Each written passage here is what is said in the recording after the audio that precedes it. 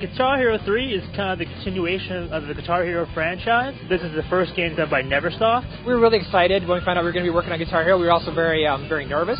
It's one of those games that everybody's so excited about. Everybody loves so much. So, like, you don't want to be the guys that are responsible for ruining everybody's favorite game. We actually did a lot of investigating of Guitar Hero 1 and 2, looked at what they did there, and then we were like, okay, we got it, I think we got it. And then we just kind of added our own little subtle things to it. There's online play, which we added. We also added a co-op career this time. We've added a story to the game with some really cool cutscenes that people are going to see. We added more character customization. In the past, you had just different outfits for the characters.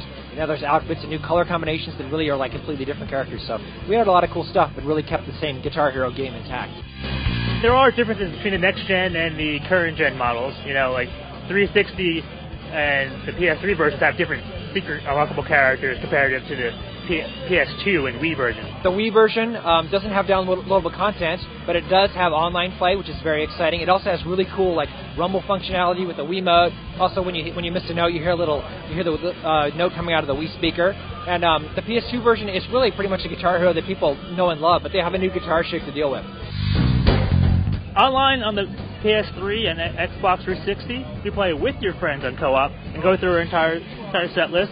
Also, we have the tried and true face-off and pro face-off, and then we also add battle modes in there, so you can go against your friends online and do the whole cut and head mode that you do against the guitar bosses in the game. We were able to get Slash and Tom Morello in the game, where we can actually go up head-to-head against them and see who's the better guitar player. It really is kind of fulfilling a fantasy for all guitar players out there to see who's the better player.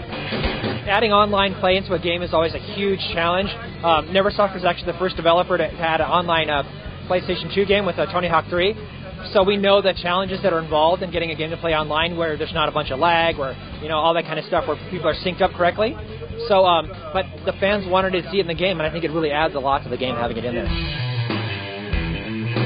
Guitar Hero the game is pretty much set list. So we went through and looked through all the message boards and tried to find cool stuff everybody wanted. I mean, the first thing we put on there was Living Color, called the personality. And I think we represented a lot of different genres this time.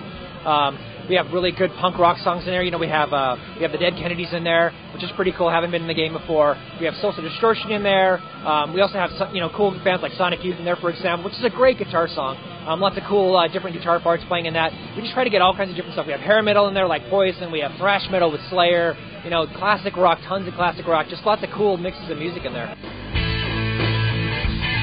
Guitar Hero's back, better than ever, best soundtrack ever.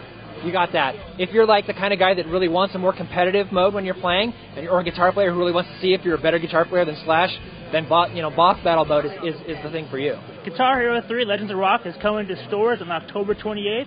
Check out your local retailers and pick up a copy.